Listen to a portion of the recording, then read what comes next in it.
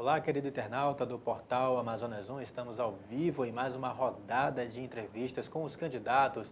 Eleições já está bem próximo. No próximo domingo, vamos escolher os nossos representantes aí para vários cargos, entre eles deputado estadual, deputado federal, Senado, governo e presidência da República. É bom ficarmos atentos e conhecer um pouco mais sobre os nossos candidatos. E hoje, para conversar com a nossa equipe do portal Amazonas 1, está o Saulo Viana, ele que é do PPS e candidato ao cargo de deputado estadual.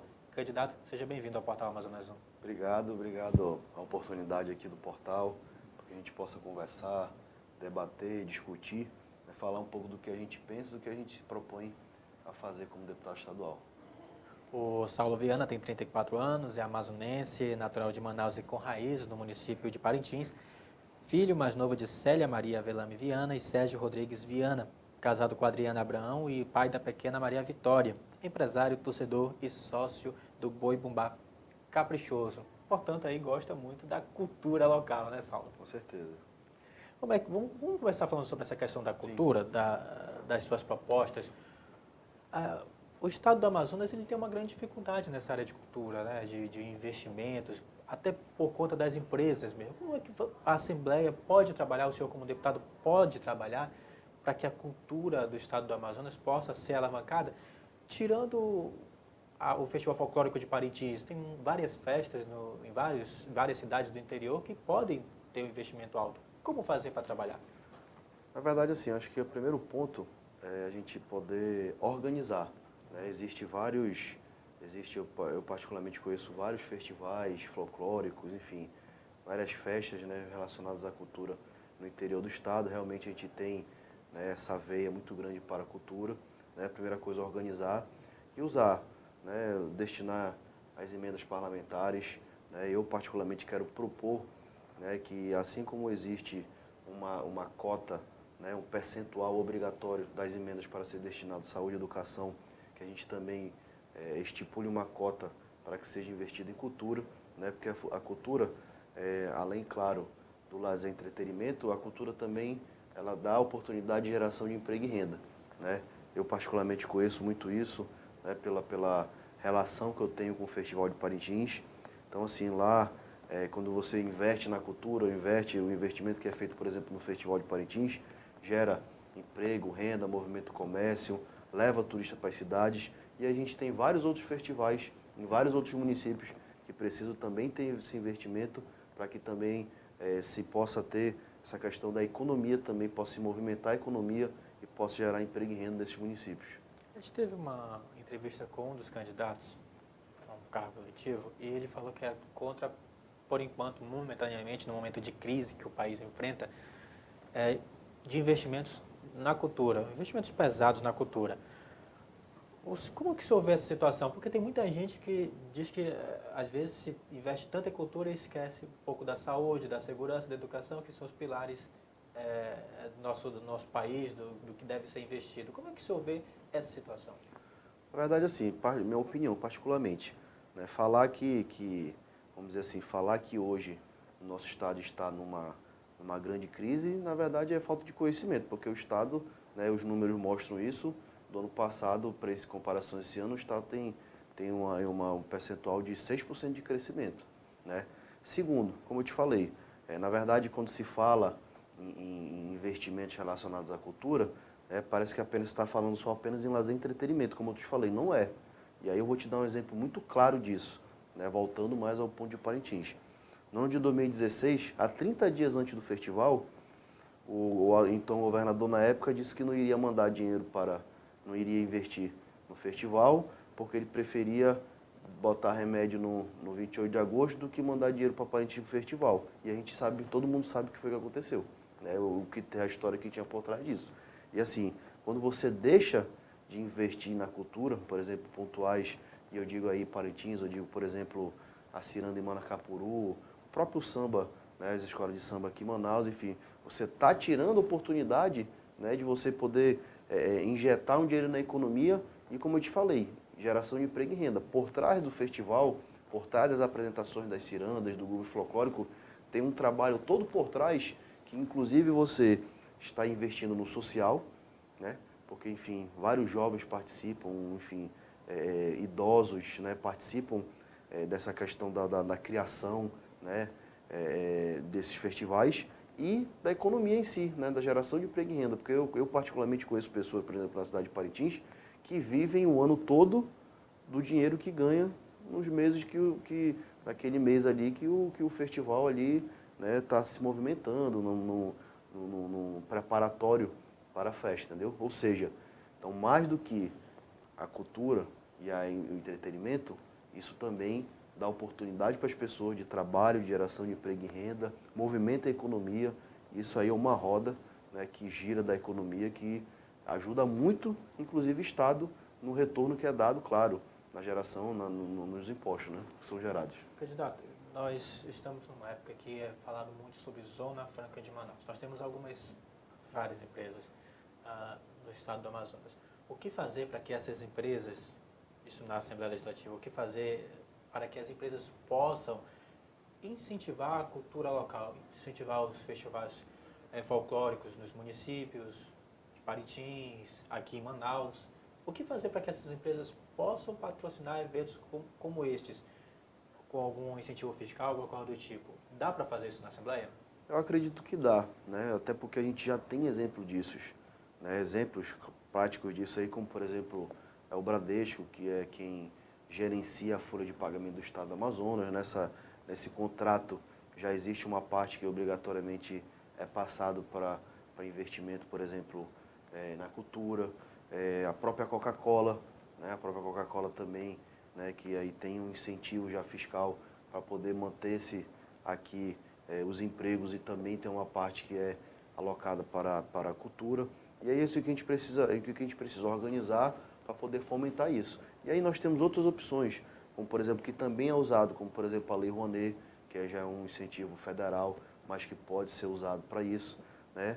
Porque assim, acho que também é importante o investimento do Estado nessas festas, claro que é importante, mas pode ser fortalecido muito mais através de parcerias com a iniciativa privada, né? Porque aí você vai estar dando essa oportunidade para as pessoas e, claro, você vai estar usando o dinheiro, né, que é da iniciativa privada, que vamos dizer assim, que ajuda a fortalecer mais ainda. Além da cultura, né, o investimento na questão de emprego, turismo é Com essencial certeza, numa festa com desse certeza, tipo, né? com certeza. Candidato, vamos partir para a questão das suas propostas relacionadas à educação. No seu plano de propostas existe a sua proposta de aumentar as escolas de tempo integral, principalmente no interior do estado. Como é que vai ser trabalhada essa sua proposta na Assembleia? A questão das escolas de tempo integral hoje, né, o ensino de tempo integral, ele é o mais eficiente, né?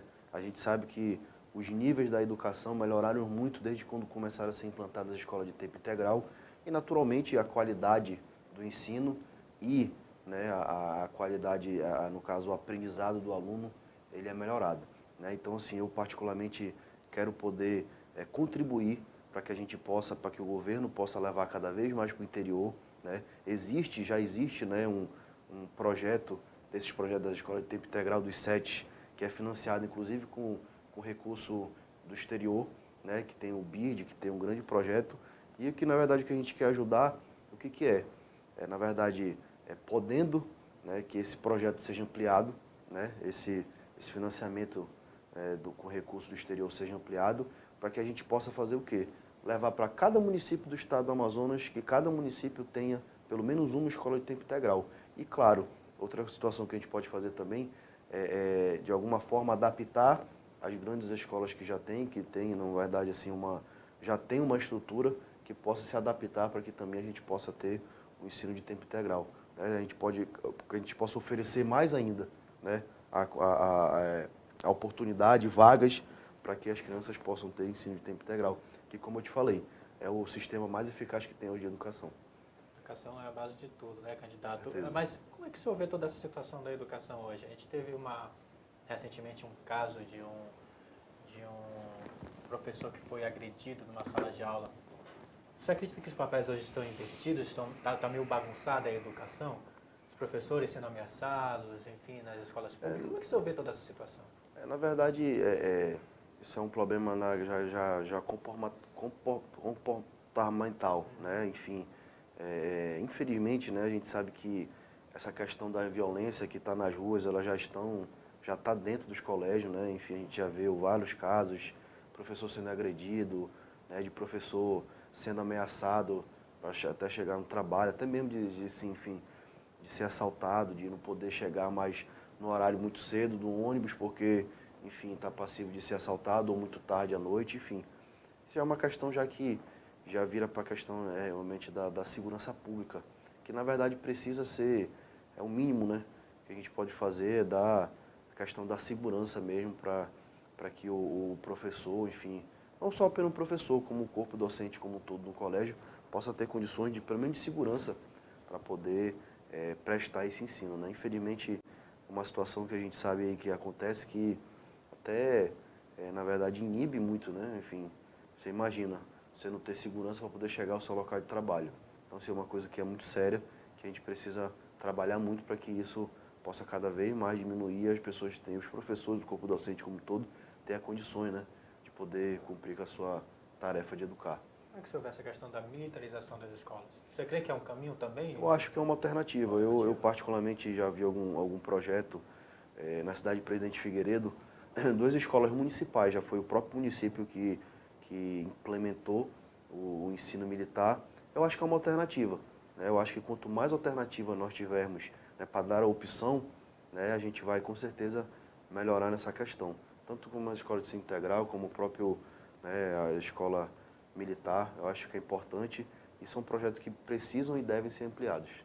Seria, na verdade, uma oportunidade de tirar as crianças da ociosidade e evitar que Com elas certeza. sejam levadas para o tráfico. Com certeza.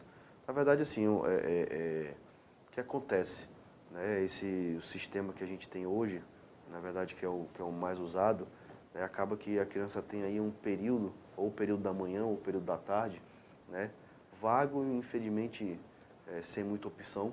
Então, naturalmente que, né, enfim, essa vida fácil, que é do crime, na verdade, as crianças são muito fáceis, são cooptadas muito fácil. Então, naturalmente que escola de tempo integral, a questão da organização, né, e da disciplina que a escola militar traz, são opções para que a gente cada vez mais evolua nesse sentido. O senhor fala de investir mais na educação, de ampliar os repasses, na verdade. Dá para fazer isso com o orçamento que o governo tem? Com certeza, né? Eu acho que a partir do momento que você consegue organizar as contas, né, e esse trabalho tem sido feito pelo governador desde quando assumiu, que você consegue organizar as contas, acaba que você consegue fazer esse repasse como já teve, na verdade, da participação do resto do Fundeb, né, da cota que sobra do Fundeb. Eu, particularmente sobre educação e sobre o professor, eu gosto de falar disso, é um tema que me interessa, é um tema que eu particularmente quero poder ser na Assembleia um representante do professor, porque eu sou filho de professora, ou seja, eu sei as dificuldades, eu sei, e na verdade assim, ser professor realmente é vocação, né? Toda profissão você deve gostar, ter uma vocação, mas o professor é a maior de todas. E aí eu tenho a experiência de já ter rodado muito interior, já ter rodado muita zona rural, né, de conhecer muito essas situações relacionadas à educação no interior. E assim, eu já vi ser feita educação sem escola, porque tem algumas comunidades que não tem escola, né, que aí o professor reúne os alunos ali no barracão, inclusive o aluno da primeira, da terceira, da quarta série, todo mundo junto, para poder dar aula, ele dá aula ali, separado para cada um, mas todo mundo no mesmo ambiente, porque não tem colégio. Eu já vi dar aula sem lousa, porque nesses lugares também não tem lousa, não tem quadro. Já vi dar aula sem material didático, que às vezes o professor tem apenas um livro, que ele divide com todos os alunos para poder, ele mesmo escreve a sua tarefa, porque não tem material didático. Inclusive tem lugar que também não tem nem merenda escolar, por incrível que pareça. A gente está no ano de 2018 e tem algumas comunidades que tem professor que dá aula sem ter merenda escolar. Mas eu nunca vi fazer educação e dar aula sem o professor. Ou seja, o professor ele é o ator principal. E naturalmente ele é o que deve ser valorizado, é o que deve ser olhado, tem um olhar especial para o professor, para que ele tenha condições, para que ele receba o seu salário, a database do salário seja cumprida todos os anos, para que seja repartido o Fundeb nas situações que puder ter, né, naturalmente que sobrar, que dê para fazer, que eu acho que dá para se organizar todos os anos para que possa ter a sobra do Fundeb, para que seja repartido com os professores, para que o professor tenha oportunidade de reciclagem, para que ele possa cada vez mais se reciclar e se atualizar. E, claro, investir mesmo, investir em salário mesmo, que possa ser criado, eu particularmente quero propor, né, quero estudar para que seja feito, tendo a oportunidade de ser deputado, ser criado um projeto de lei para que a gente possa criar metas para que os professores, né, os seus alunos, que consigam alcançar o nível do Fundeb e cada vez que avance mais, para que o professor tenha direito a 14º, 15º salário, enfim, que a gente possa investir no professor, porque claro que precisa ser investido em infraestrutura, no corpo docente, mas o professor é o ator principal da educação. Candidato, mas o que acontece?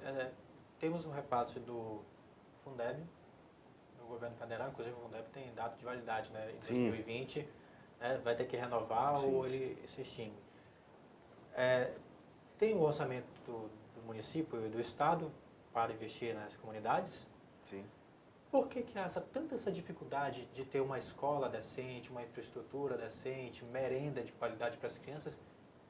Qual é a dificuldade de ter toda essa infraestrutura melhor para as crianças poderem estudar? É o que eu vejo em algumas situações, aí eu vou te falar basicamente do interior, que é uma realidade que eu conheço bastante. Sim. É realmente a falta de organização e planejamento, né? Porque o Fundeb, existe a regra dos gastos do Fundeb, 40% para corpo docente, para professor, enfim, para pessoal, 60% que possa ser investido em infraestrutura e manutenção, né? E o que falta, na verdade, é planejamento, é planejar. O que é a sobra? Existe uma conta que aí, que de acordo com o salário que é pago, do que é repartido, que sabe-se que se no final do ano o que sobrar pode ser dividido. E, na verdade, assim, o que sobra, essa sobra que a gente fala que é dividido, não é a sobra dos 40% que já é investido em pessoal, é a sobra dos 60% que é de infraestrutura. Ou seja, com a organização, com o planejamento, com certeza a gente pode se organizar mais, pode se planejar, pode se fazer mais ações para que a gente possa ter uma infraestrutura melhor. Eu digo mais dos municípios, porque é onde tem, vamos dizer assim, a grande dificuldade, né? A grande dificuldade nessa questão aí do Fundeb, que existe até, enfim, existe, na verdade, assim, como eu te digo, em questão de organização e planejamento, porque, assim, esse repasse é feito de acordo com o número de alunos que cada município tem, né, que ele, na verdade, declara que isso é obrigatório, tem, enfim, os sistemas. Então, assim, o que os prefeitos do interior precisam fazer? Poder ter condições de dar mais vagas. Quanto mais vagas, naturalmente, mais repasse vai receber.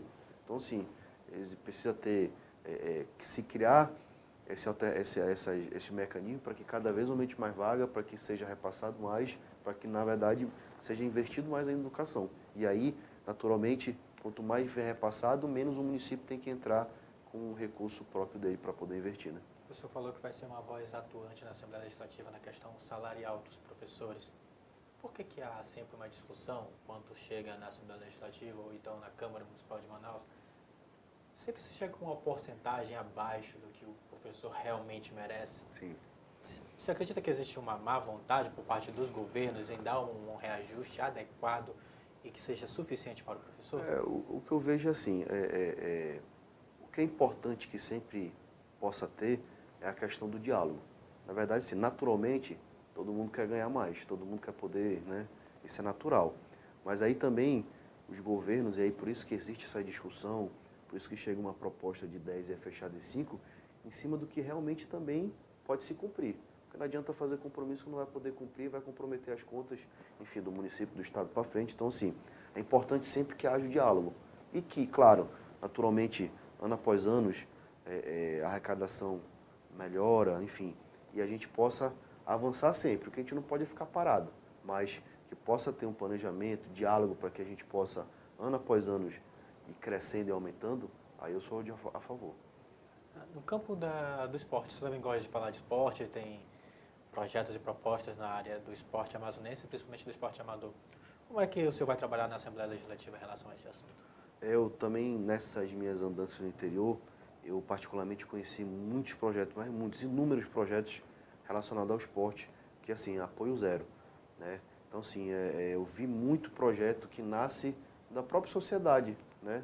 Da própria comunidade, que nasce os projetos voltados ao esporte, que aí, na verdade, aí ajuda, cada um faz cota e tal, para que esses projetos possam continuar. Então, eu particularmente quero poder também ajudar essa questão do esporte, para que a gente possa organizar, né, ver o mecanismo para que a Secretaria de Esporte do Estado, em parceria com a Secretaria de Esporte do interior, dos municípios do interior, possa organizar esses projetos para que a gente possa fomentar, porque assim, recurso existe o recurso, inclusive recurso federal, né? Só que o recurso federal não é oferecido, você tem que buscar, né? Então assim, que a gente possa organizar esses projetos para que a gente possa cada vez mais buscar recursos para que seja investido na questão do esporte, na questão principalmente dos atletas de base, né? Porque o principal aqui é investimento em atleta de base. Com certeza, investindo na base, futuramente a gente vai colher frutos. E investir no esporte, mais do que investir na formação de atleta, você, na verdade, está investindo na formação de cidadão. Você está fazendo cidadãos aí que para o futuro aí vão ter a disciplina que o esporte traz, né? Vão ser seres humanos melhores aí para que a gente conviva em sociedade. É uma forma de tirar os jovens da ociosidade também, Com inclusive. certeza. Mas por que a gente vê tantos jovens hoje? Por exemplo, eu passo ali todos os dias na entrada do Manoa e sempre tem jovens que lutam jiu-jitsu com placas levantadas, me ajude a patrocinar uma viagem para tal lugar, para concorrer, para competir. Existe um descaso com o esporte amazonense em relação a essas situações? O que eu vejo, como eu te falei, o que eu vejo realmente falta de organização. Por quê? Vou te dar um exemplo como você está falando, no caso específico, de um atleta de alto rendimento, ou até mesmo um atleta que, enfim, está começando e que tem um sonho, por exemplo, de disputar um campeonato brasileiro no Rio de Janeiro. Cada um vai lá, na SEGEL, na Secretaria de Esporte do Estado ou do município, na entrada do ofício pedindo uma passagem. Aí você imagina, né? Não tem organização nenhuma e assim, a gente também não consegue atender a todos. Então, assim, precisa-se ter uma organização.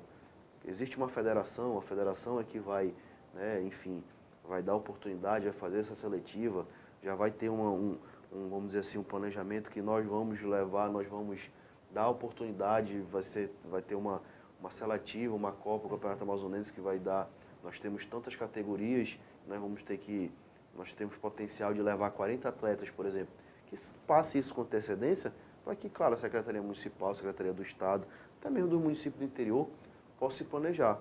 O que eu vejo, na verdade, assim, a gente tem potencial, mas o que a gente não tem é a organização, né? Existem outros esportes que até são mais organizados, que também, enfim, tem federações ou associações atuantes que conseguem se planejar, se organizar para isso e até avançam mais.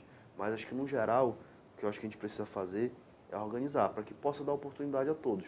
Claro que existe Bolsa Atleta e do programa do governo municipal aqui, da Prefeitura Municipal de Manaus, até mesmo do próprio Estado do Amazonas, que tem uma regra, tem assim a regra para que o atleta possa se enquadrar, né? Acho que é válido e a gente pode, de repente, fazer até, né, uma regra, vamos dizer assim, para atletas de alto rendimento e atletas que são potenciais da base que podem chegar a ser atleta de alto rendimento, para que a gente possa cada vez mais avançar nessa questão e, como tu falou, dar oportunidade para o jovem, tirar o jovem da ociosidade, do mundo do crime. Naturalmente, ninguém quer, nem o pai, nem a própria, né, por mais que seja um adolescente, quer esse caminho. Mas precisa ter oportunidade, né?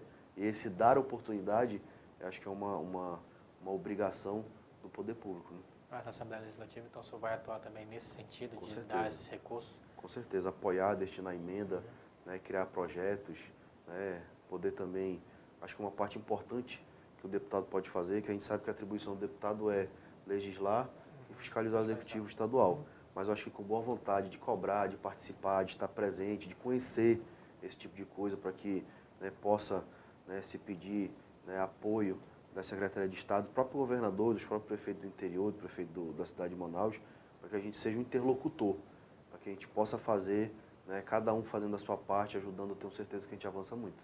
Os 24 deputados têm direito a uma emenda positiva. Sim. Talvez seria um caminho. Com certeza. A mesma coisa do esporte, a mesma coisa da cultura que eu te disse no começo, eu quero poder fazer no esporte também. Que a gente tenha, cada deputado tem em torno de 5 milhões, 5 milhões e pouco de emenda parlamentar, né?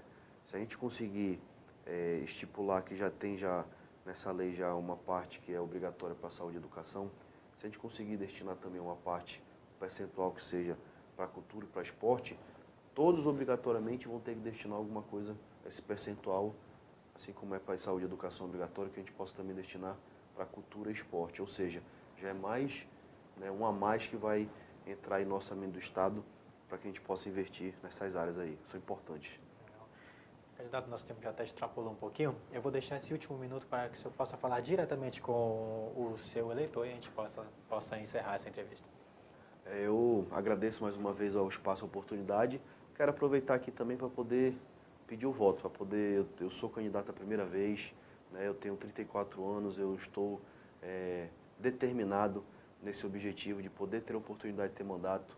Eu particularmente tenho as minhas raízes no interior e eu andei muito interior, conheci muito o interior do nosso estado do Amazonas, principalmente essa nossa região do Baixo Amazonas, da região metropolitana de Manaus, e vejo assim que o que as pessoas querem é oportunidade. Eu quero poder ser um deputado para poder trabalhar muito, para dar oportunidade para que as pessoas possam ter a sua renda, oportunidade para que as pessoas possam ter uma carteira assinada, possam ter o seu salário digno, para poder sustentar suas famílias. Quero poder ser um deputado atuante e presente, principalmente, né, poder não apenas aparecer nos municípios do interior na época de eleição para poder pedir voto, mas estar presente para poder saber a realidade, para poder, de fato, ser um conhecedor da causa, para poder representar, trabalhar muito para que esses investimentos que hoje já chegam no interior possam aumentar mais ainda, porque mais do que investir em infraestrutura, também a gente investe nas pessoas, porque nós damos oportunidade para que o caboclo do interior também, as pessoas do interior, possam ter os seus empregos, oportunidade também para que a gente possa levar mais ainda cursos da UEA para o interior, mais núcleos da UEA para os municípios que ainda não têm, para que o jovem que mora no interior possa ter oportunidade de cursar um curso superior, ter uma faculdade, né, e possa naturalmente com isso ter na sua profissão, podendo ganhar melhor, podendo construir sua família, que a gente possa investir no interior para que a gente não faça mais o caminho de vir do interior para a cidade, para inchar a cidade, para que as pessoas tenham oportunidade, que a gente possa distribuir essa nossa renda, nossa economia no interior, para que cada pessoa, as pessoas que moram no interior tenham oportunidade de trabalho, de estudo e possam criar e sustentar suas famílias lá nas cidades onde moram, para que a gente possa, né, ter um Estado igualmente aí na economia dividido. E eu quero pedir uma oportunidade para ser um representante na Assembleia Legislativa, para levar um novo para a Assembleia Legislativa, não um novo apenas de jovens, mas um novo numa forma de fazer política, que é isso que eu particularmente me proponho. Então, sim, agradeço mais uma vez e peço voto para Saulo Viana, deputado estadual 23111. Candidato, muito obrigado por ter recebido o nosso convite. Essa entrevista você pode rever em nosso Facebook e também em nosso site no amazonasul.com.br. Nossa rodada de entrevistas segue, você sempre pode conferir em nosso site e em nossa página no Facebook. Portal Amazonas Zoom, informação com qualidade.